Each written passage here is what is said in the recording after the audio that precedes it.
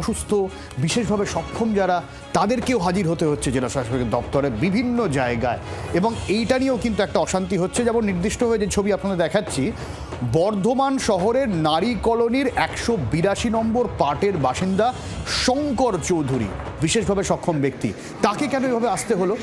অরূপ রয়েছেন আমাদের সঙ্গে, অরূপের কাছ থেকে জানি। অরূপ, দেখো, শঙ্কর চৌধুরীর পরিবার বলতে তার কেউ নেই, পরিজন বলতে কেউ নেই। তার সম্পর্কে আত্মীয় বাড়িতে তিনি থাকেন, এবং তার যেটা বক্তব্য হচ্ছে শিবুদে যে বারবার তিনি তাদের যে বিএলও, তাদের যে 182 পার্টের যে বিএলও, তাকে বারবার বলেছেন যে এই 95% প্রতিবন্ধী এই শঙ্কর চৌধুরী কি করে যাবে।